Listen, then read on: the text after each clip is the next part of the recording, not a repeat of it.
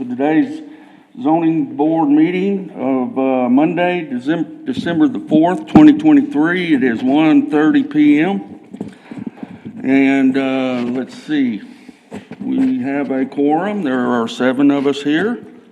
And if I counted right, I can't count past 3, so somebody help me. We're 7, did I do good? All right.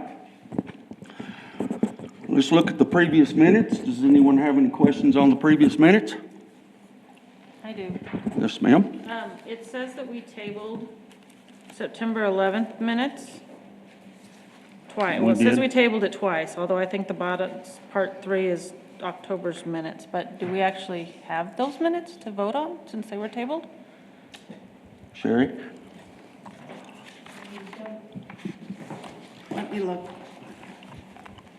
I think there was a name change or typo, wasn't it?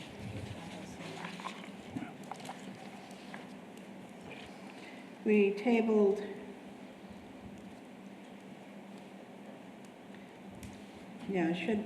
we tabled both of them originally, and I think that's, We didn't vote on them? and then, and I think that was supposed to include that, and then you took a motion on both of them at this last meeting. So I think we just need to reword that to state these were the tabled minutes, and then you voted on both of them and approved them. All right, on the previous tabled minutes of September, they were tabled, and then we re-voted at the last minute, and they were approved. Correct? That's correct. So just move on. Okay. Now we have these minutes. Do you want us to re-vote on them again? All in favor, say aye. Yeah, as correct. Yeah, okay, all right. Any more questions on the minutes? So we're going to file them as corrected. Yes. We will, yes, we'll correct them. Thank you.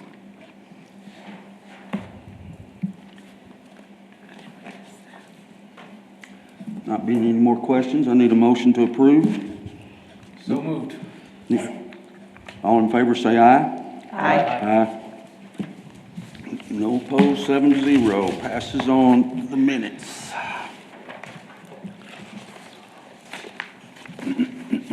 Item number 3, ZBA 23-33, 701 West 16th Street, Single Member District Number 4, Lucy Gonzalez.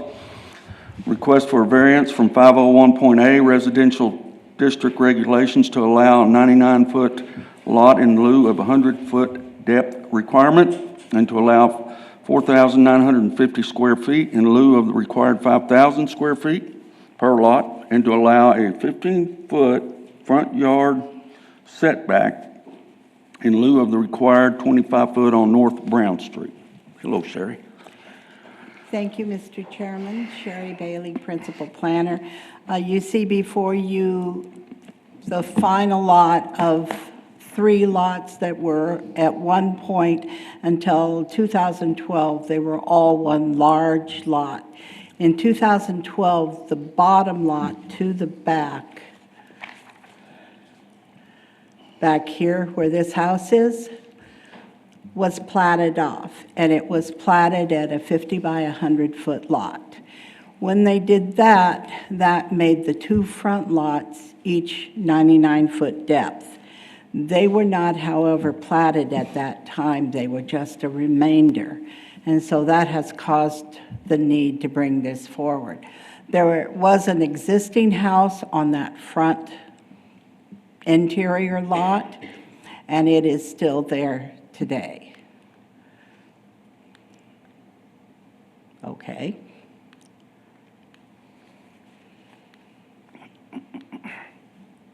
I swear, there. Okay, we mailed out 22 notifications. We did not receive any either for or against. And this is the plat that is before you that shows the 50-foot setback that they are requesting on North Brown Street. They are keeping the 25-foot front yard setback on West 16th, which would make them consistent with the setbacks on the homes in that, along West 16th.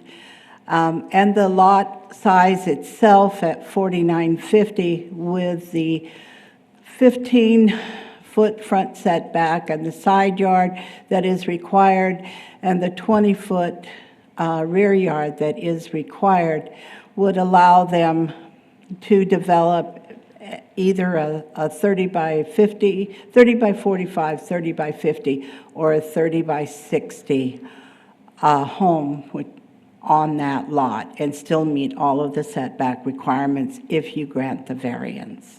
And that is what they're requesting. Otherwise, it limits them to a very small house size if they had to keep the 25 feet on both sides.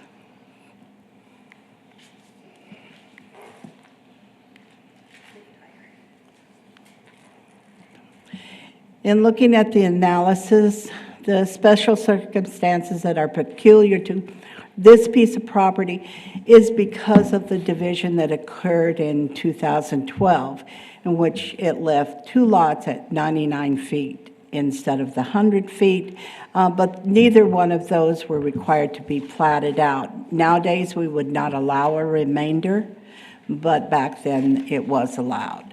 The applicant believes that that corner lot that remains would have significant problems meeting the required setbacks and still being a viable lot because it does limit the size of the house and the actual width on that frontage to somewhere between 25 and 30 feet, which is just a very small house. In this case, literal interpretation would result in a lot that is undevelopable without variances. And grounding the variances, as I said, allows the owner to build a smaller home on that lot, but one that would be an asset to the neighborhood and would be consistent with other homes in that neighborhood, particularly on that side lot frontage, because this is an older part of town, and most of the side lots actually have a very short setback requirement, and they were built between 15 and 10 feet, almost all of them, and some of them even at 5. Granting the variance, we believe, will not have a negative effect on the surrounding properties, and granting the variance is consistent with the zoning ordinance and the city's comprehensive plan, particularly for development in an older area of town. So staff recommendation is we believe that this application has met all of the necessary criteria to granting the 3 variances. The variance for a 99-foot lot depth in lieu of 100 feet, to allow 4,950 square feet instead of the required 5,000 square feet, and to allow a 15-foot front yard variance on that second front yard, and we would recommend approval. And with that, are there any questions? Any questions for Sherry? Are there any, I'm off. are there any lots over there or houses that are a 25-foot setback? On the second front yard, No, you said that most of them are 10 to 15 foot, some are 5-foot setbacks on other homes that are already established.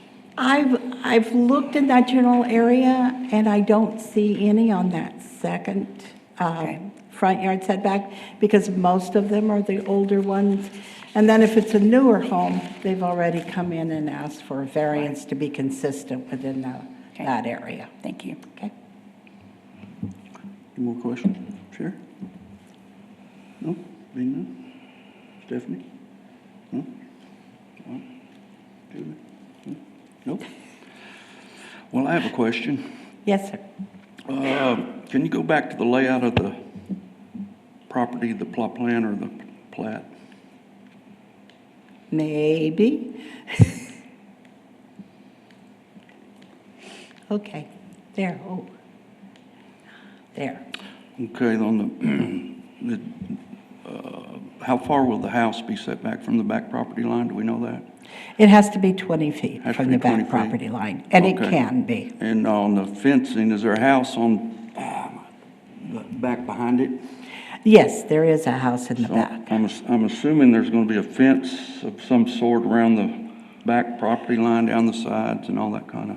There may be. Yeah, yeah.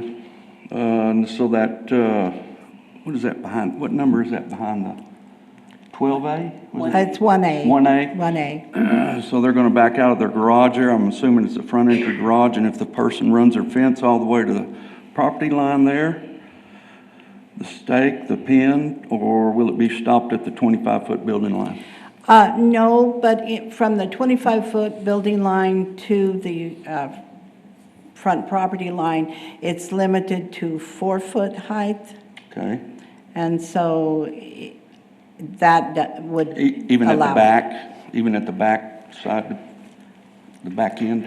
Yes, Okay, so they, where are we? So from 50 feet on Brown Street, building line, past that 15 feet towards Brown, it'd have to be, it couldn't be any higher than a 4-foot? Gary, no, I'm wrong on that. It could be up to 6 feet, but it cannot be in the site triangle. And so we would measure the site triangle to be sure.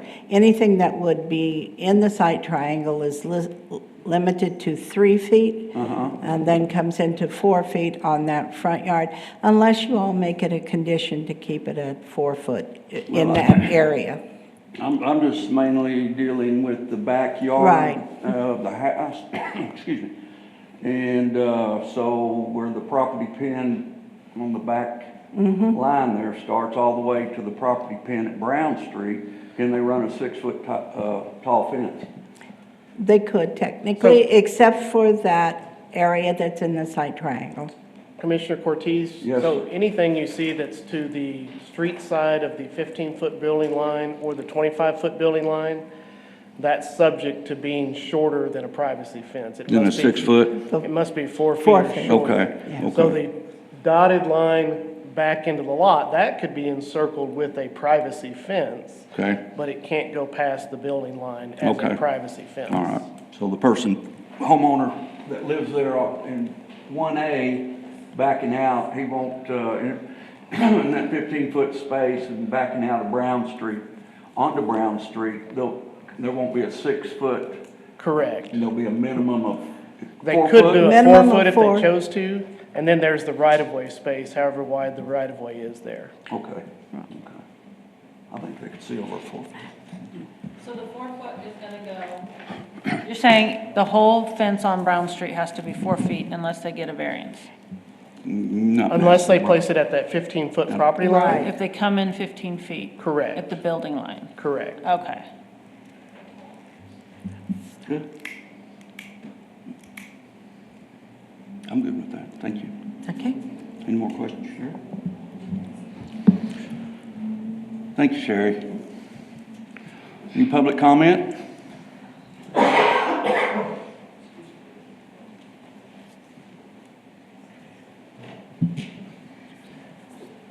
That was a long walk. Well, I had to dodge a cord back there. So Yeah, okay. anyways, thanks for hearing our case today. If you have any Sir, questions. please state your name for I'm the record. sorry, Jack Downey, SKG Engineering. If you have any questions that I could answer, I'd try to do that for you. But I think they've all been answered. My questions have been answered. You understand the fence thing, right? Yes, sir. Yeah, you'll pass it on to your client? Yes, sir. I suppose. Any questions? We'll let you get all the way to the back, and then we'll say, yeah, we have a question.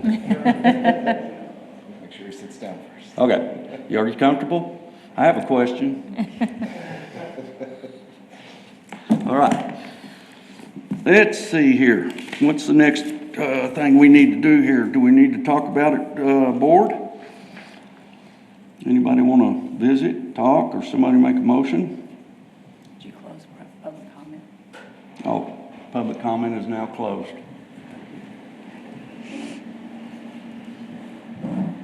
All right, any questions? I'm good. Make a motion to accept as presented.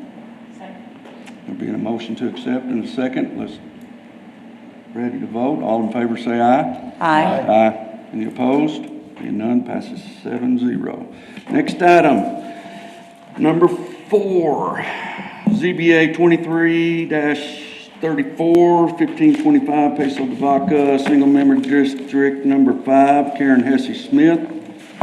Request for variance from section 501 to allow a 10-foot rear yard setback in lieu of the 20-foot setback requirement within the single-family residential RS1 zoning district located at 1525 Peso de Vaca. Good afternoon, Ray Lineberry, planner. Hi, Ray. So this one is at 1525 Paseo de Vaca, and it is .371 acres in District 5 in the Santa Rita neighborhood. They're requesting a 10-foot rear yard setback instead of the 20-foot required. And we did send out 15 notifications. We received 0 in favor, 0 opposed, but we did receive one that was outside the notification area that was in favor. So staff is having trouble identifying a qualifying hardship. The purpose of the rear setback is to keep the property from surrounding homeowners. And there really isn't an unusual shape to the lot, or it does make it a little bit smaller, but so there are other areas on the property that would support a second garage where they would meet the requirements. I'm going to switch to this one. So I was trying to get a better picture, but this is the garage, the new garage. And they also have, I'm gonna go over here. Over here on this side, they'd be able to meet the requirements if they were to put it here. There's just other options that they have. But they are requesting a 10-foot from the property line instead of 20-foot. Some pictures, they are going to put it, let's see if I can get back here, right behind the fence back there. So staff is recommending denial of the request for the second garage and the 10-foot rear yard setback. I did want to mention that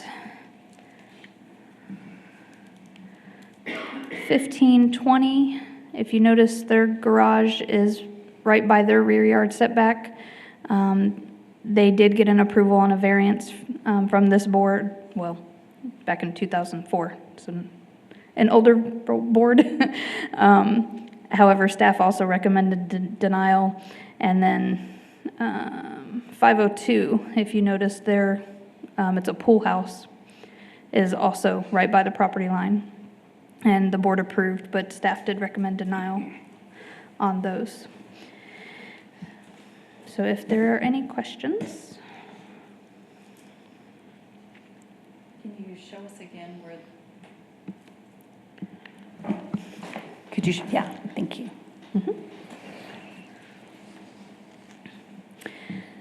So the one thing that is not on this site plan is they do also have a second driveway that kind of does a loop right here. A circular type. Yes. Kind of a long oval. On the top of the plat there, what is that, an easement up there by the existing There driveway? is a utility easement How wide is it? on the back property line. And it is 5 foot wide, 2.5 feet on the one lot behind them, and then 2.5 feet on their lot. Okay.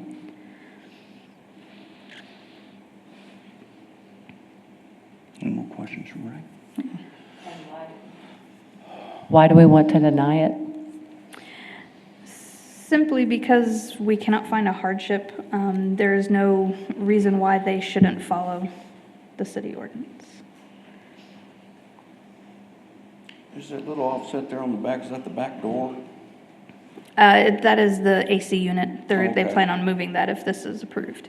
Where's the back door? I do not know. The contractor is here if you have questions. Okay. Well, and I was just going to clarify the hardship requirement. That's that analysis that we go through on each case to show, like, are there special circumstances? Granting the variance is the minimum action that would make it possible to use the land. Those are the different factors you consider for granting the variance.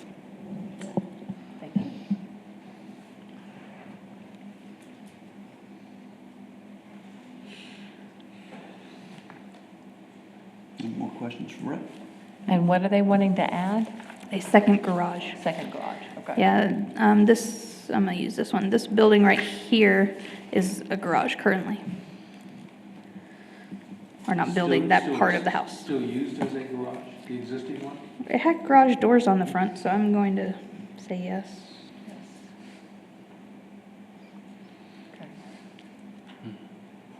So we just want a second garage? Yeah, they do have a nice, I don't know if it would be like a cabana or pergola right here. So technically, they would have to move that to put a garage, but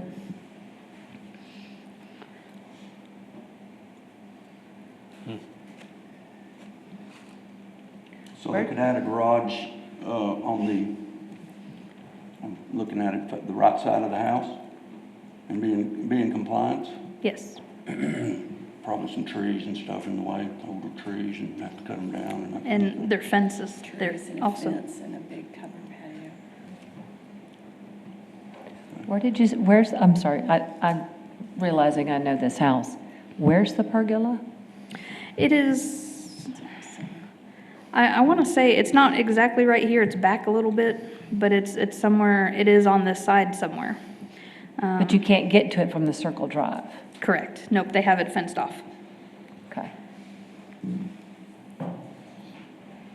So it's a pergola, but it's not used for the car. It might be used for a sitting area or something like that. Okay.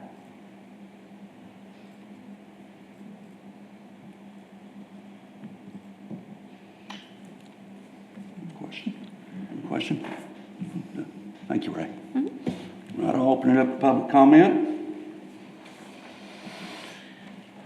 Hello, Board. I'm David Mazur. I'm the general contractor on it. I'm representing the clients. And I was on the ZBA board for 6 years, so I know a little bit about this. And just like she said, there were two variances granted in that same area, one right across the street that we had done in the 90s, and it was actually more of a variance than what we're requesting on this one.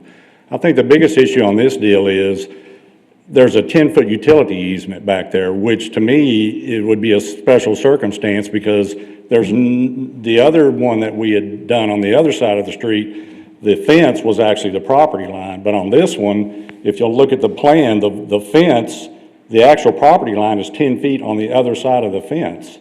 So we're kind of inhibited right there during special circumstances. Because they did put that easement there. And just the way Santa Rita was laid out years and years ago. I mean, there's properties that are built on the property line, off the property line. If you look down that whole street of Paseo, there's probably 8 or 9 properties that have their garages and apartments and outbuildings that are all on that property line right there. But like on this deal here, there is that 10-foot utility easement between the people on South Madison and Paseo de Vaca that nothing could ever be built there. So as far as a fire issue like that, you're never going to have a problem with that. And It's almost like an alley, isn't it? yeah, see, there's no alley. And the reason they wanted to put it on the backside, because I know one of the criteria is to have open spaces so you're not crowding the neighborhood and site issues and stuff like that. So if we put it in the back, you would be coming in off of Avenue K, which you wouldn't even see the building in the back. If we put it over in the front, that's the first thing you're going to see is that garage, and you're going to have all the cars in the front, of the property. So as far as a site issue, and we're going to tie it onto the house to make it exactly like the original house. We're not going to build a metal carport or anything like that. So all of the structure will match what's on the house right now. So it all blends in. I do a lot of the building, a lot of the remodels over there, and that's one thing that we really adhere to. I live in that area. We want it all to look good. And I've probably done 200 homes over there. And you know, it's just Santa Rita is a different animal than most of the rest of the city. And so sometimes we run into issues like this. And like I said, there was already variances granted for this same issue right here. So if anybody has any questions? Well, no one was, none of the, in the 200 feet were opposing it, so that's a good sign. Where's the back door on this particular house? You actually have to come through the garage. There's a garage on the back side, and you have to come through the garage to get out. Okay. So really, there's a courtyard there, so really, there's no other way to get out. And then the front door, then in the front, which is not shown on here, there's a circle drive. That's what that is. It goes back on the south side of Paseo right there. And then on the other side, it crosses that sidewalk on the front. Are you gonna enlarge the driveway and the approach? Or you gonna leave it- No, and even on the back, we won't even have to. If we come in on Avenue L right there, we're just gonna come straight in, and then where that air conditioner, that's where it'll be tied onto. We're gonna tie onto that gable, come straight on out, so the roof line, everything will match. It'll look just like the house is already. And if you stick it in the back like that, nobody's even gonna see it, Makes sense. you know? But if we did it on the front right there, Will you're it gonna have all- more cars, you're gonna have everything parking in the front like that. Is it gonna be to that side of the house there, or is it gonna be a little offset in, or straight line to the back, the add-on? No, actually, see that one little offset right there? See where the edge of the driveway is in the back? That's where it'll tie on right there. So it actually will be almost 10 feet back into the house, and it'll go to the edge of the house. Okay, go to the edge, okay. Yeah, it goes It'll to be the straight edge back. of the house. Okay. And so it'll be actually stuck back behind there. You really won't even see it. Like I said, the utility easement is the problem. If there was an alley there like everybody else had, you know, even that, and then you've got cars going into the back, so really this is a better scenario of the fact that that easement is there, the utility, nobody can ever build anything in it. Who maintains it? Excuse me? Who maintains the easement? The property owners. Property owners? Yeah. But all up and down that street, that's just the way they did it back then. They just built right up to the back property line right there.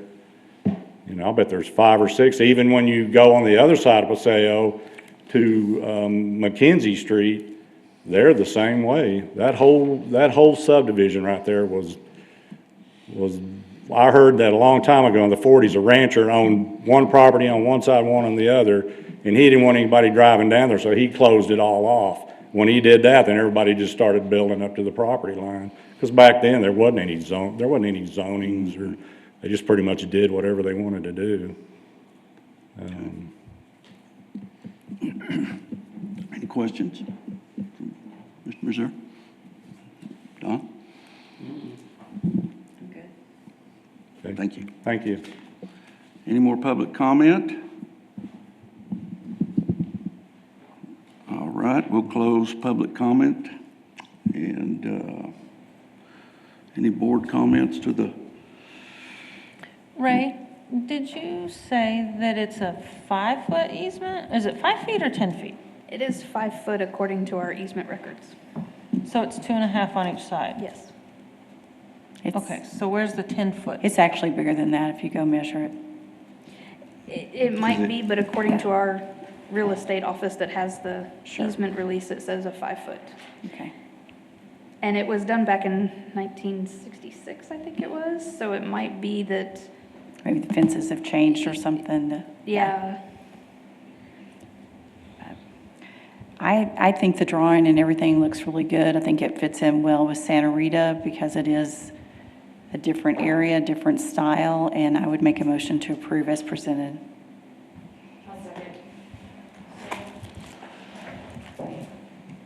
Just to clarify, are you moving to approve the I'm variance? sorry, or- I'm moving to approve it, yes, not deny. So Okay.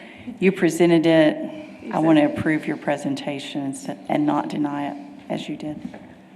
Okay. Thank you. There's a motion and a second. Any discussion? I think I zipped through that. Say the motion again, so I got it. I make a motion to approve the, what is it? The rear structure? setback and the variance. Approve the variance that they requested. She is moving I'm to going approve against the what the variance, city not said. deny. Approving the variance. Gotcha. That's the part I'm trying to figure out, which we were approving. The variance that was requested. Gotcha. Sorry. That's okay. Any more comments on the motion? Are you good? Okay. All right, let's take the vote. All in favor, say aye. Aye. Any opposed? No. Being none, 7-0, passes. Thank you, Ray. All right, and item number 5, ZBA 23-35, 3013 Red Bluff Circle, Single Member District Number 1, Tommy Hebert. Avenue to approve or deny a request for a variance from Article 4, Section 406A.4 of the zoning ordinance to restrict the placement of any short-term rental within 500 feet of another short-term rental. Here we are, short-term rentals. Here we go. Good afternoon, Hello, Zoning Board of Aaron. Adjustment, your favorite kind of case. I'm Aaron Vanoy, Assistant Director of Planning and Development Services. So we have a case here out at the lake, 3013 Red Bluff Circle. It is a variance for distance between two short-term rentals in District 1 Tommy Hebert, in the Nasworthy neighborhood, and in RS1 zoning. So out here on Red Bluff Circle, it is just a looped circle there that's got between 40 and 50 homes on it. All of them are almost all built out. There was one lot that was left that they actually combined it last month at the Planning Commission so that one person actually has two lots.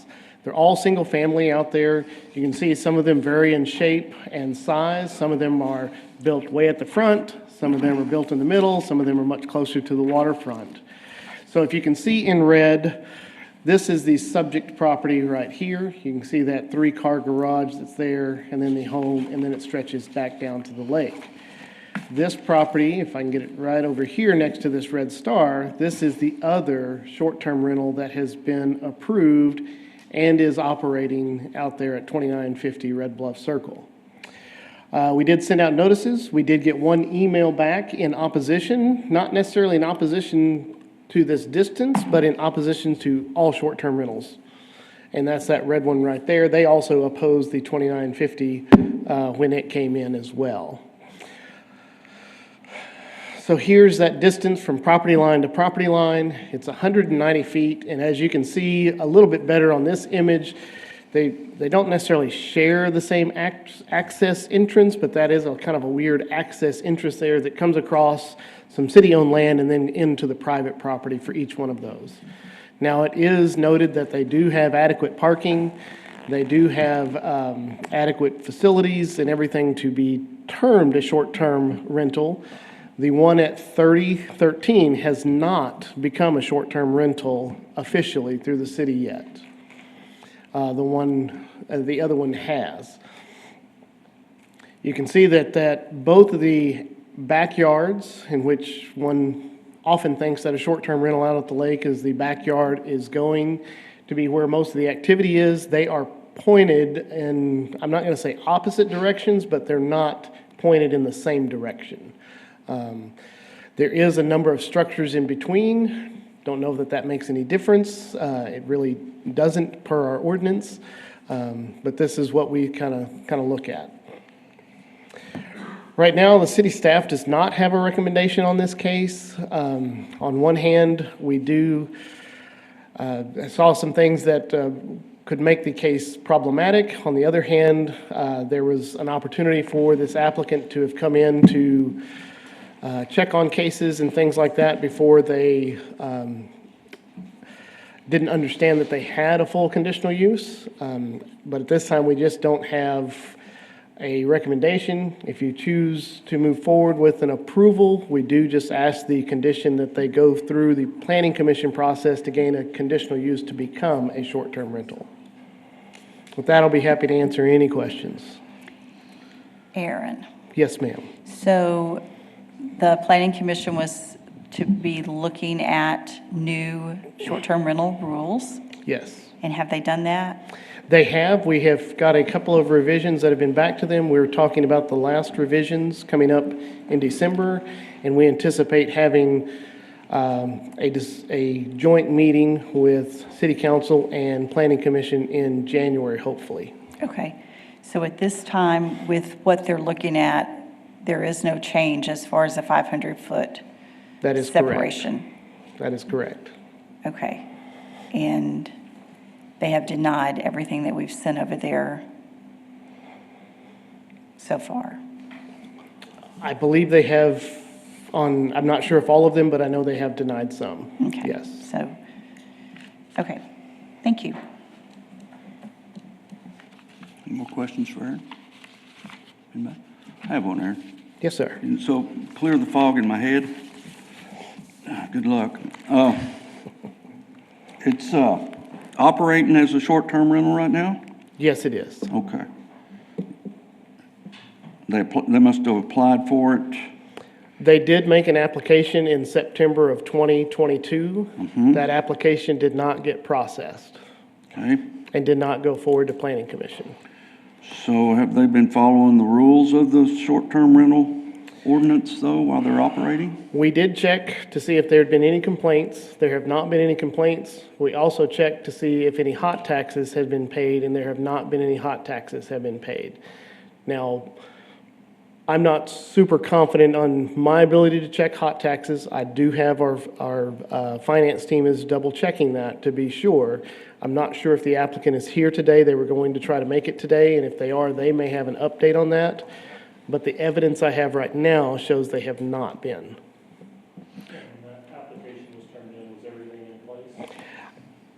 No, we never processed a payment. They did not pay for the application, so there just seemed to have been a stoppage for some reason, and so it did not move forward to Planning Commission.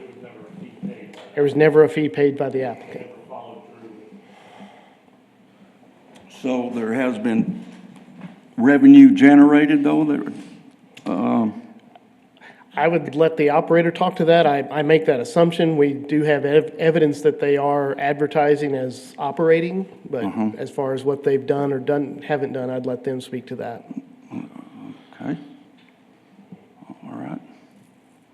Just curious, is the applicant here? I do maintenance on that residence. Okay, I'll call you up in a second. Okay.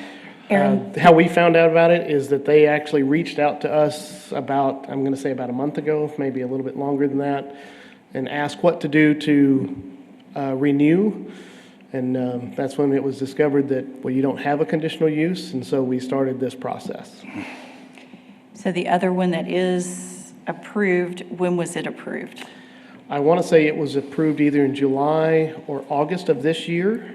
Okay, And it has received its certificate of occupancy and is able to operate if they are operating.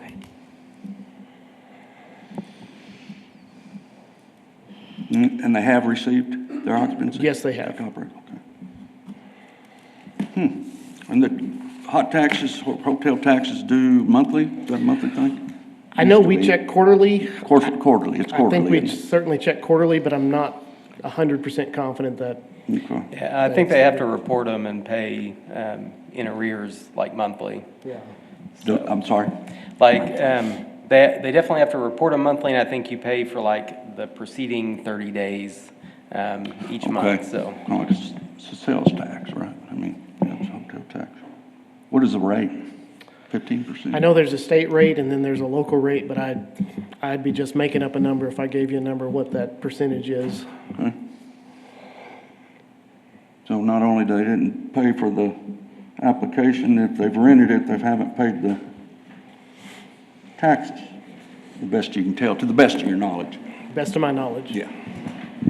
Interesting. And then, you said this, I believe, and what did you say about someone that came in to renew, or someone turned them in, or? They did call in to renew. They reached out to our department to renew. Okay. To find out what the process was to renew. Because it renews every year? Yes, after the first conditional use, you're supposed to renew the next year, and under our current ordinance. Okay.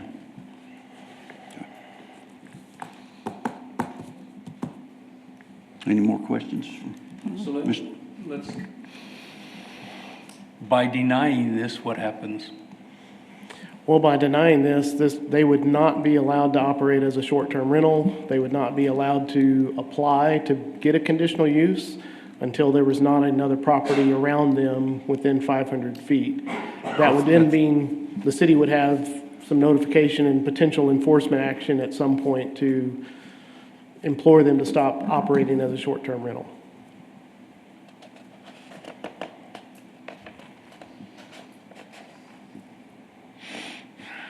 Interesting. How close is on the short-term rentals, is the tax being watched on each and every one of them? I wonder, that's probably rhetorical, but, Well, I know our planning staff does that annually. We check as they come up for renewal. We check with our finance department. I believe our finance department has a process that they utilize just to check hot taxes in general. And Brandon or Rick, I don't know if y'all have Yeah, a, that's really the only enforcement they have is when they're watching that, but right now, the city does not have in place some staff person who goes out and looks for these, just like we don't have someone who goes out and looks for, code violations. We operate typically on a complaint basis. And so, in this case, even if they turned in an application, they didn't follow it through. They never paid their fee, they never went before a board, they never did anything. So even if staff didn't call back, it's their responsibility to follow through with that action. And then in this case, of course, haven't paid. So that'll be a discussion on short-term rentals in general when this goes forward with council is, if you want to enforce, this is a little off the topic, but how do you want to do that? Do you want to hire a staff person who that's all they do is watch short-term rentals, or do you want to operate as we have in the past where if someone complains? But in this case, it came up because they said, hey, I want a renewal, and they said, you never had a renewal, you never had a permit to begin with. I'm trying to remember, I was in the hotel motel business many years ago. I think we used to send it into Austin, and then they disperse back to the city on the tax. I'm not sure, but there are a lot of that stuff that remits that way and then Comes back, yeah. yeah. Okay. Right, any more questions? Yes, sir. Thank you, Eric. I'll open it up to public comment.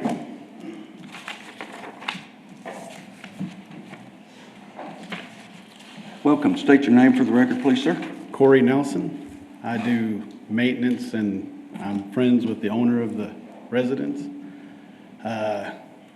And my wife is actually the one that did the application and has the emails going back and forth. And I believe the last email a year ago said, because we had mailed a check and they said, okay, you may not hear anything. I don't remember exactly what the email says. She still has it, but so as far as we knew, and they said I think they said you can start doing the short-term rentals. So it's been going on for a year, and that's why when the year was up, she wrote back and said, what do we do on the renewal part? And I guess that's when all this came up, and they were saying, you don't have a whatever, and I guess this person had come in between, and so. So you've been involved with it for all year? You say? Yes, yep. Can you give me an estimate how many times it's been rented out? I would guess 30. 30? But And you don't have a copy of her emails with you? I do not. Okay. Are the owners, are they local, or they live out of town, or where are they not here? Basically live in Houston, Houston? and they come back probably the other So you 20 don't know if the property tax, you don't know if the hotel tax has been paid and all the good stuff there that I was referencing to with Mr. Benoit, you know? Yeah, I'm not positive, but I would highly suspect they have been because he owns a big business and he has a whole accounting department, and I know that like he's been getting what the Airbnb, he gets those numbers and stuff. So I would definitely think that he's keeping up with that. You see our dilemma here, what we're dealing with here?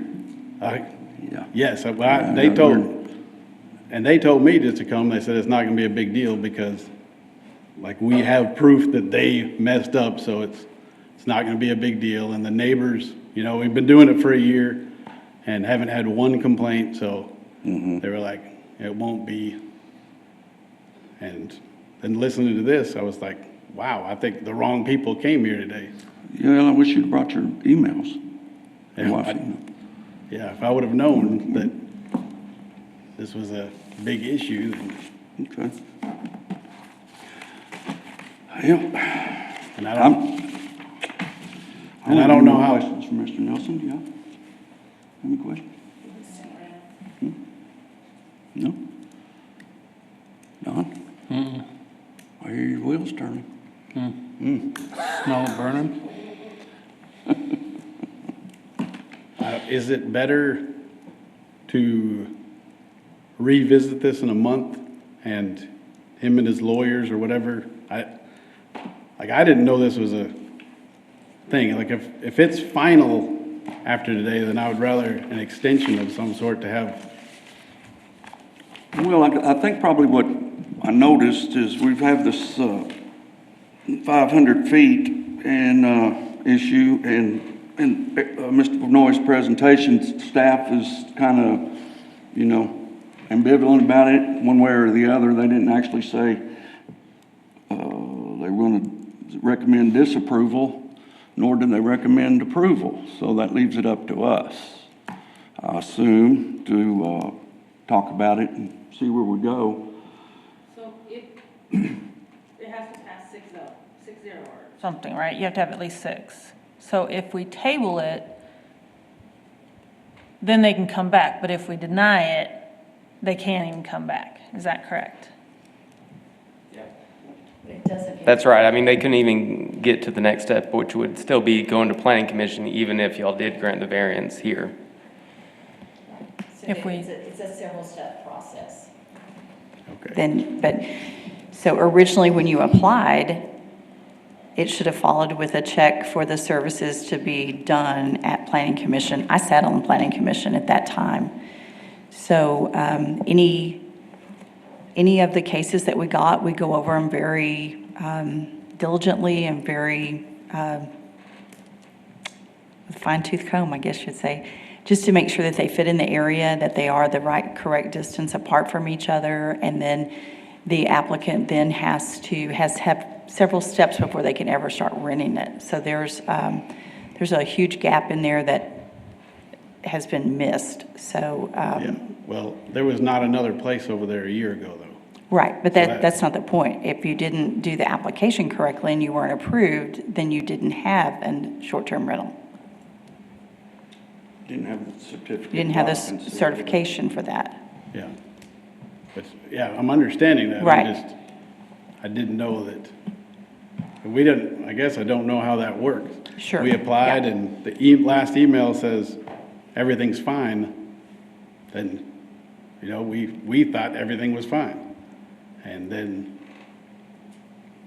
I said, I'm not sure. I think I'm out of my depth and I would need the owner and his people to come and, I don't know, about fight it or explain it because So the recommendation from you would be to table it? I would table it and then have him and whoever he has come and talk. I think having the emails would be helpful as well. Okay. Just so you can tell them if that's what you choose to do. Can they choose to do that? I'm sorry. Or do we have to table it? Couldn't we kick it up? It would be an action from the Yeah. board. Okay, we have to make a motion. Well, couldn't we kick it up to planning? Let them handle it?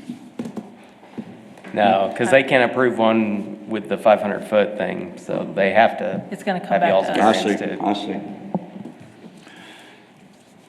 Well, Any more questions for Mr.? So it'd be pretty safe to say that we boiled down on this one to the fact that this one is not got a certificate of occupancy and is closer than the 500 feet, that this one has a certificate of occupancy.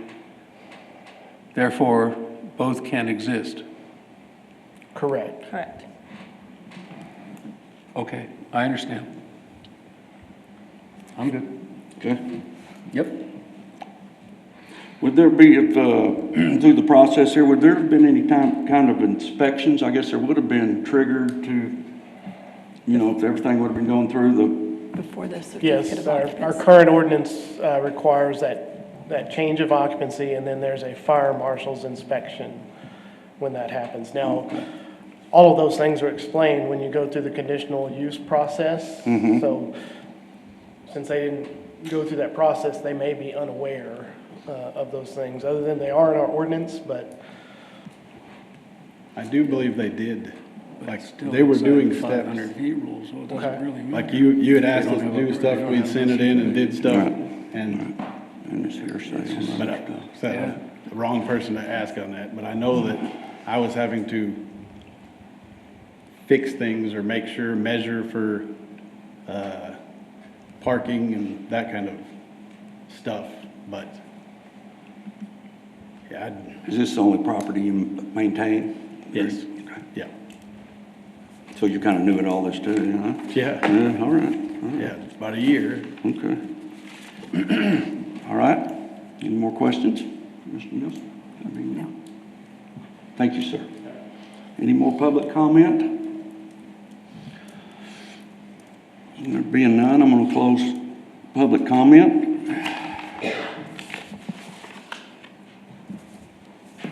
All right, let's discuss. I think there's a lot going back and forth, and so I think that we should table it until they have the emails, and then if the actual owners want to come down and discuss it. Because I would hate for him to have to go back to his bosses and tell them it was denied or something. Yeah, So. I hear you. Well, he thinks there's evidence there, but we got to see it, right?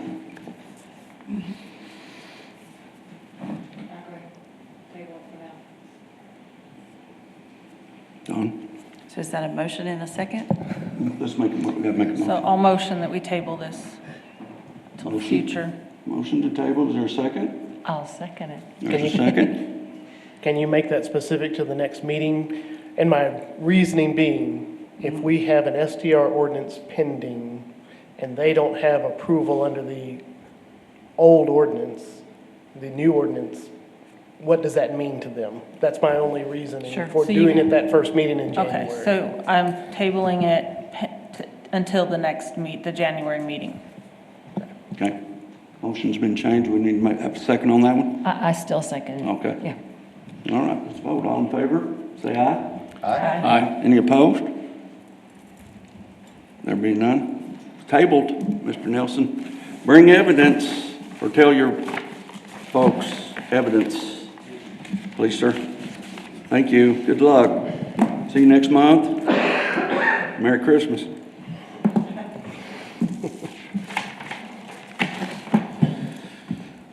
Wow.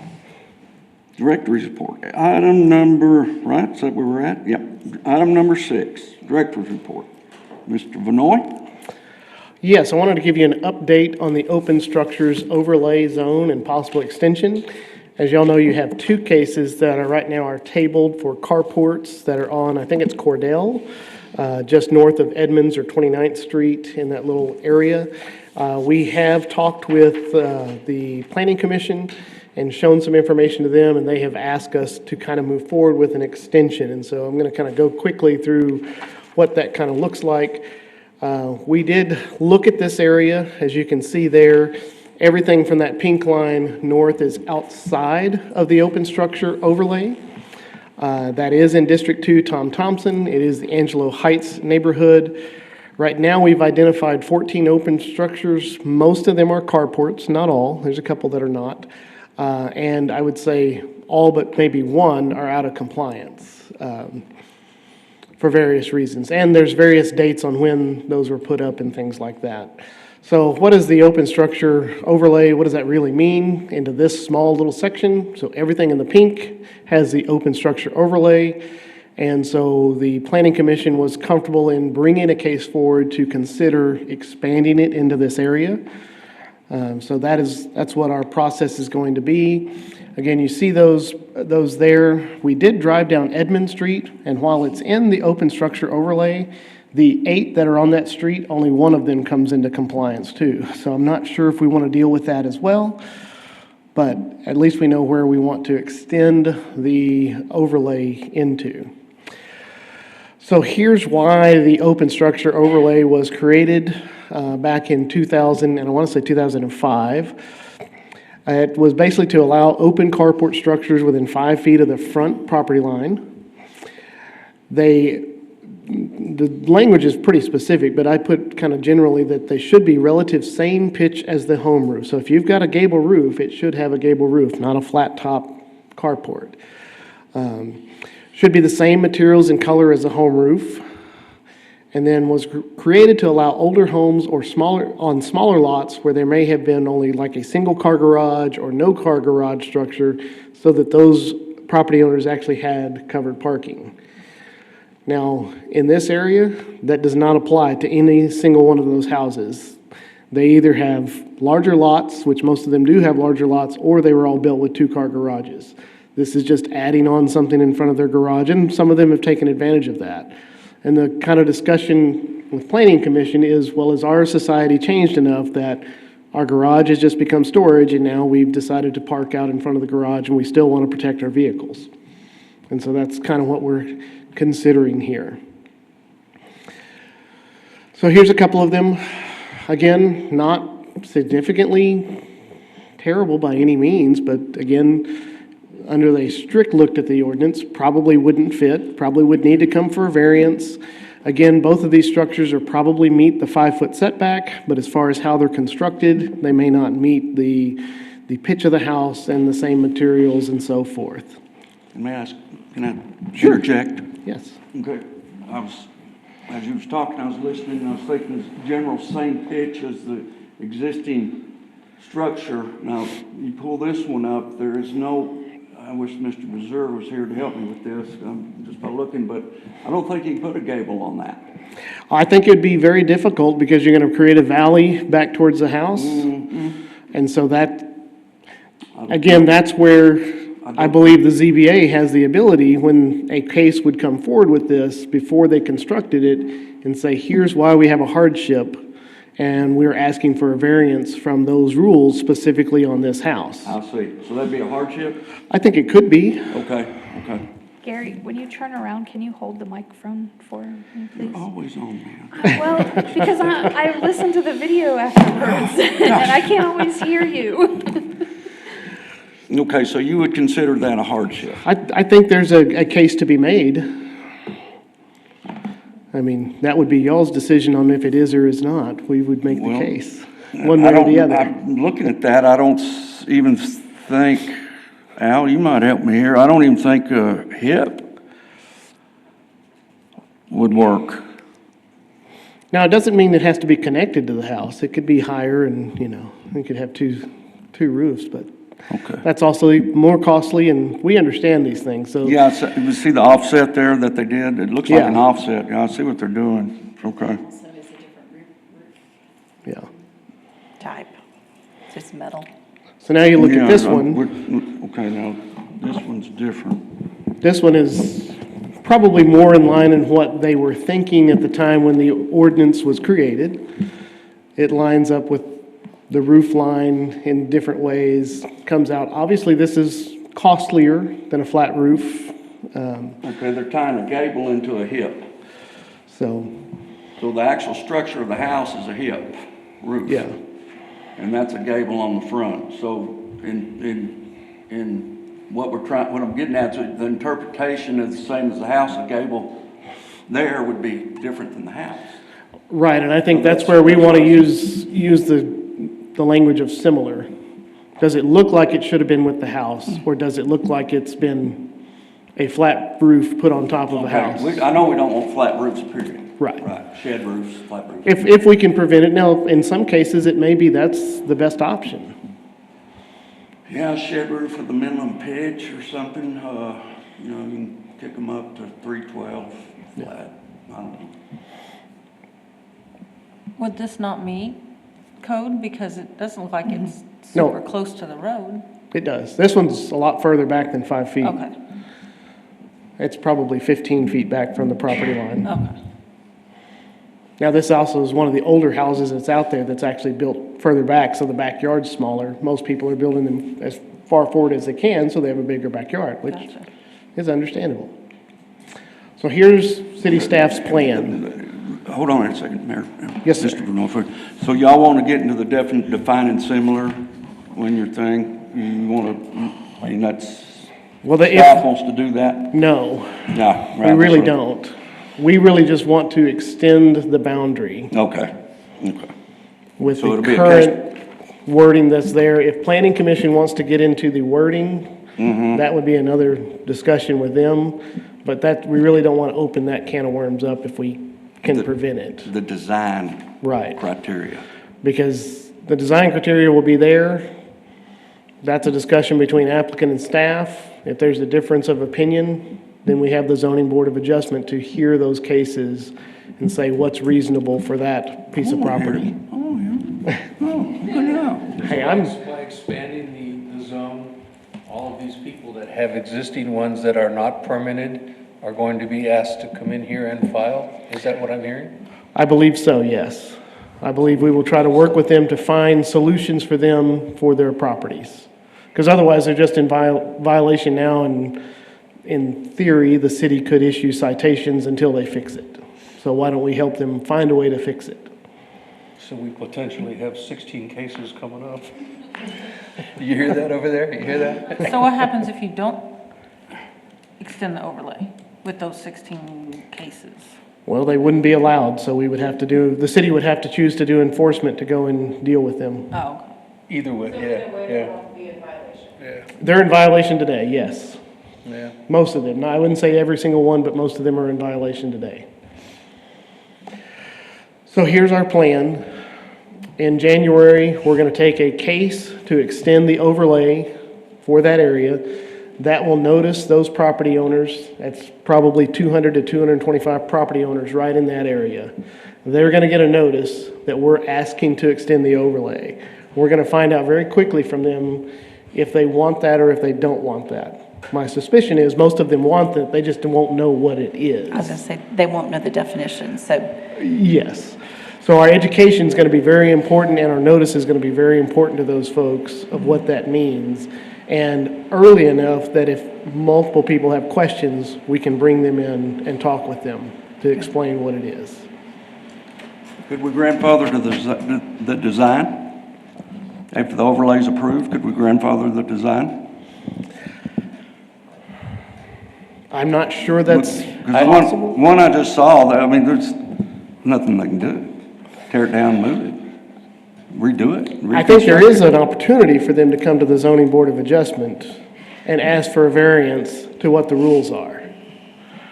Now, the question is, does that rule meet one of our criterias? It would definitely be a separate action from expanding the boundary. I mean, we would have to, I don't know exactly how we would do it, maybe like an ordinance amendment or something, I don't know, but, I mean. Let's try grandfather.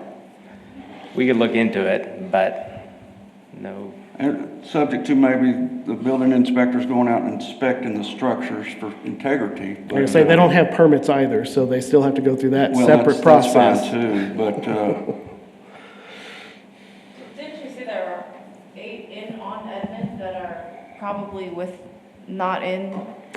Correct. They're in the overlay. They're in but the they were overlay, violating. but they just put them up, they don't have permits, they're not, yeah. This is not an uncommon problem.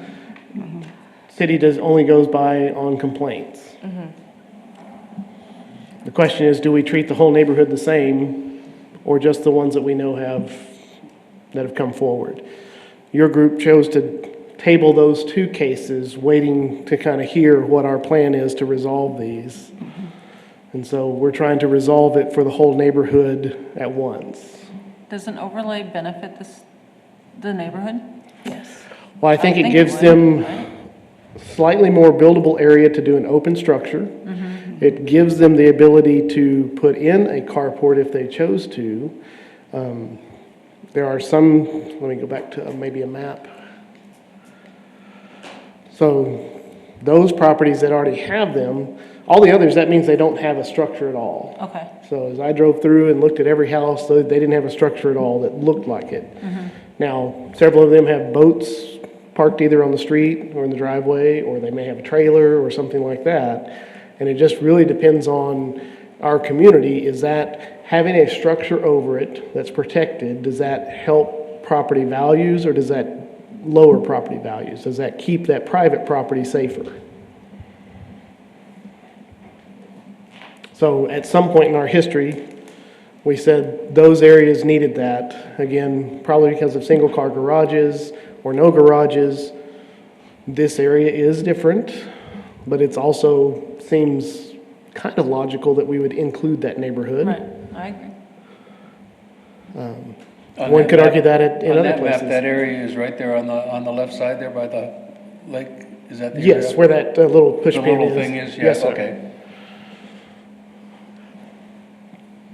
What are the current design criteria and overlays that are approved? Same as the existing gable roofs and all that? Same thing? Yes, sir. Okay. So you're just bringing the design criteria forward? Right, we wouldn't change any of that. We were just trying to expand. This is the boundary of that district. We didn't want to get into the ordinance language if we didn't have to. Let's just say, okay, now it encompasses this area.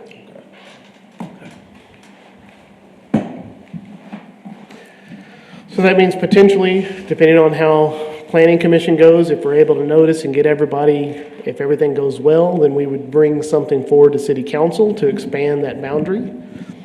If they see fit after the 2 readings that they've approved that, then we would, probably after the first reading, we would notice the property owners that have open structures again and say, please come and visit with us, and let's start working towards resolution, working with our building officials team, saying, all right, what do we need to do to help them get to where they need to be, working with our team of, all right, do they meet the setback? Do they meet kind of the pitch and structure type?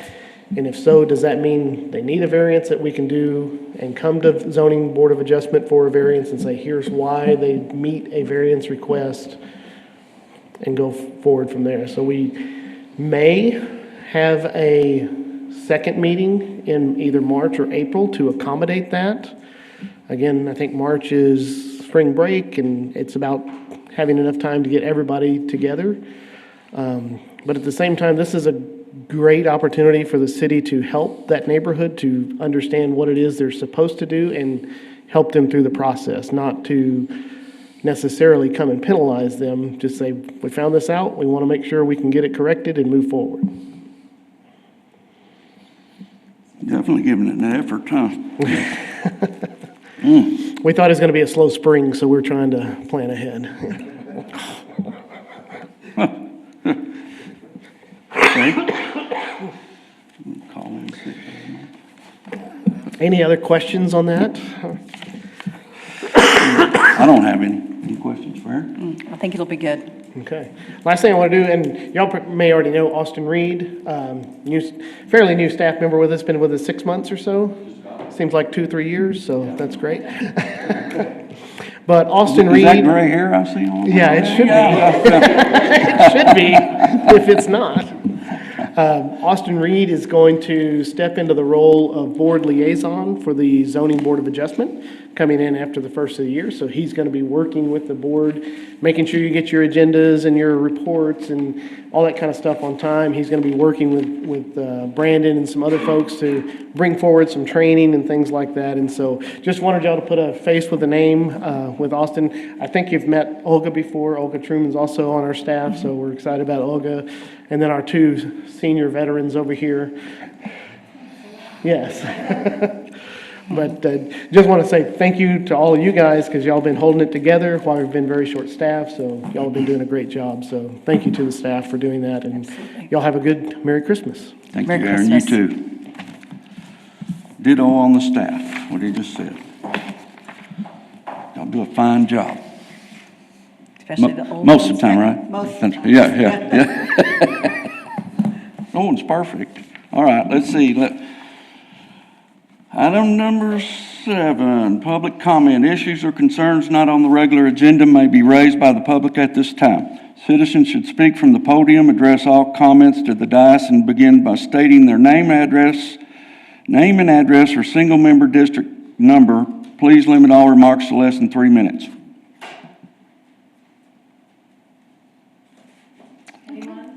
Let's close public comment and move on to item number 8. Next meeting agenda is going to be on Monday, January the 8th, 2024, City Hall East Mezzanine Meeting Room. Do I have a motion to adjourn? Motion made. All in favor? Aye. Merry Christmas, everyone. Merry Christmas. Happy New Year.